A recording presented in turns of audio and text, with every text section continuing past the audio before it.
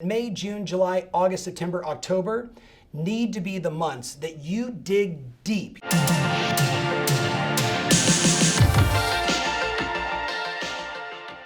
Hey, welcome to today's Tom Ferry Show. Today, I'm answering your questions from objections you're receiving to ways to connect and contribute and ultimately win more business. Let's start with the first question. Ash Fickenworth asks, what videos are you seeing people doing that are working, and what videos, I guess, are you seeing not enough of that you think we should be really putting that kind of content out there? Ash, it's a great question, and I'm super proud of the fact that you're doing videos. The things I would tell you to do and consider is, number one, market updates. Look, people want to be informed, they want to be involved, they want to understand what's going on inside the marketplace. So if you're willing to do a weekly show called Housing Market In or Housing Market Updates in your city, your town, what I would do is I would cover the MLS stats. I talk about new listings, I talk about sales, I talk about days on market, I talk about the wins and the losses of the market based upon the data. But I'd also talk about showingtime.com and giving them specific insight on what's happening with showings. Plus, when was the last time you went to Google, specifically Google Trends, and typed in homes for sale or searching for homes for sale in your town? What you're going to see is the Google Trends are showing massive spikes in people looking for property. What I want to do is I want to be the educator, I want to keep people informed, I want to keep people involved, and I want to be the knowledge broker. I don't want them going anywhere else than you to get the information on what's happening with housing. Now, obviously you can also consider things like, fun things to do during this time or things to do around town or what's open and what's not and why. Maybe don't get into the why part, but just what's open. And then also consider social proof stories. In the past, we would send out a just sold card, or we might do a video of you standing in front of the house saying, I just sold this, beautiful 3-bedroom, 2-bath property, and here's how we did it. Instead, I want you to focus on how you did it. I want you to think about the case study. It's almost like against all odds, Ash. The seller wanted to sell, but they were super nervous about X, Y, and Z. Obviously, we know that there's a percentage of buyers that are also nervous about X, Y, and Z. So here's what we did. We did our safety first listing launch, including ABC 1, 2, 3. We staged the property this way. We did these videos. We did these virtual or open houses. We did these virtual buyer consultations. We did everything we could, and voila, we sold the home. There's just power in giving the detail of how you did it as an example, right? It shows that you're just a step above the rest in your marketplace. So let's go to the second question. Charlotte Schreiner asks, so many people say, well, interest rates are low, they're going to stay low, and when everyone's not scared, more homes are going to be coming on the market, so why should I buy now? I think I'm just going to wait till the end of the year. How do we overcome that? Hey, Charlotte, I appreciate the question. It's an objection that many people are receiving. Try the following. I hear what you're saying, starting with agreement, and there's absolutely merit to it. Validate their concern. Question, if there was an advantage to moving forward, would you be open to it? Right? Validate their concern. I hear what you're saying. There's absolute merit to it. And let me ask you a question. If there was an advantage to you moving forward, would you be open to it? And just explore that. And there's always the world famous question, hey, if we did find the perfect home for you, would you be willing to look at it? Would you be willing to move forward? The answer in almost every case is going to be yes. Now, on the flip side, you might want to just ask the 3 great questions about how do you take them from a fear state to a mild state to a moving forward state. And those 3 questions are, number 1, if we did move forward, what's the worst case scenario? What's the worst case scenario? And then you listen to them and you empathize. You don't validate and move forward and amplify it. You don't want to do that. You just want to say, I hear you, tell me more, and even better, write it all down. So it really shows that you're listening. Then you ask, okay, with your life experience and my life experience, what do you think is the most likely scenario? What do you think is the most likely scenario? And immediately they go from fearful, not taking action, petrified, scared, validating all that. You let them get it all out, almost like a balloon that loses a bunch of the air. Then you get to, well, what's the most likely scenario, right? And now they start talking more rationally. But you don't want to finish there. You want to finish on a high note. And that's when you ask the question, okay, so now that we've really discussed this, I guess my real question for you is, what's the best case scenario? I mean, if you did move forward, what's the best case scenario? When they're like, Well, the truth is we'd finally need the space, we'd get this, we'd get the pool, we'd get all the things we want, we'd be out of this place. And you're right, the whole supply and demand thing, we'd probably sell for a greater price based on right now versus when everybody else rushed into the market. So I guess you're right, we would win. The best sale happens, remember, in their mind.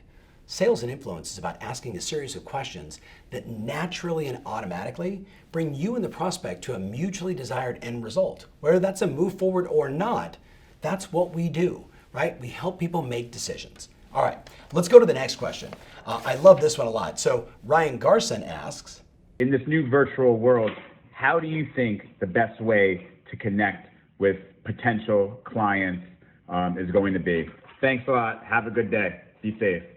So you know, Ryan, you're speaking my language, partner, and you know the answer. It's video, video, video, video. So here's what I wrote down. The first thing that I would tell you now that we're multiple weeks into this is, boy, do I need to see one more person with the light behind them shadowing over their entire face where I can't even see what's going on with their facial expression? I wrote down, at this point, make sure you got good lighting, first and foremost.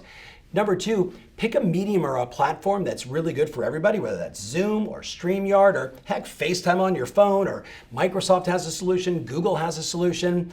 But it's about picking a platform that you dig into, that you really understand, and you can educate people very quickly on how to get the most from it.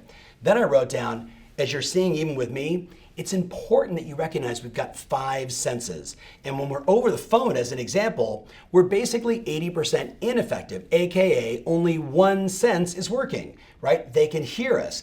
If I'm video, face to face, at least I've got now, ready? 2 senses. They can see me and they can hear me. Yes, most clients never say, you smell fantastic, can I taste you? I know what you're saying, but we're able to activate more of their senses. So here's the hook. Put your charisma on steroids, right? Be a little more animated. So even the way I'm moving my arms, and you say, well, Tom, I didn't marry an Italian like you. I'm not used to being like this. Understand this. It's like television. You're on show. It's showtime. I'm not saying go crazy, but add a little more energy. Does that make sense? Wonderful old book called Charisma by my old speech coach. God bless me, passed away, Ron Arden. Check it out. It's amazing. That I also wrote down for you, remember? Always plan on creating lots of engagement.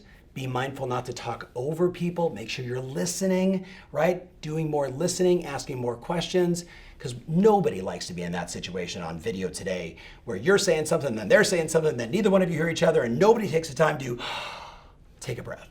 Make sense, Ryan? Now, let's go to the next question. Elizabeth Richardson. I love this question. So now that we're on a new schedule, what's your advice for having kids with you on showings and listings and still trying to get everything done? Just making it work here. Elizabeth, that is as real as it gets. And the thing that I wrote down for you is, more than ever, it requires a level of resourcefulness. Having been raised by a single mom, right? Myself, my older brother, and 2 younger siblings, I know what it was like when she was working all the time and I had to put the beanie weenies in the crock pot and make everything ready to go by the time she got home for work. I understand, right? And certainly I'm not recommending that. What I did with my kids is I took them on the road with me. Every summer I made them travel. Now get this, what if you turn this into a project? What if you turn this into something fun for your kids? What if you actually got them to suit up, right, and take responsibility for a role? Now, I don't know the ages of your kids, but I'm going to tell you right now, my little guys at 4 and 6, and then eventually, now even today, on stage at our events, whether it's shooting the t-shirt gun or raising money for their charities, they've been involved in the work from day one. I just think that's important, and I look at this as an opportunity. Be resourceful, get them engaged, but remember, you gotta reward them, you gotta recognize them, you gotta make them a part of the experience, so even the buyers or the sellers or whoever else, they see them being active in the business with you. That is a home run. And what better gift to show your children work ethic, making a difference, and that your income is in direct correlation to the value you deliver to the marketplace, and that's what they're helping you do. So let's transition to Scott Schultz. This is a great question. My database right now is full of names.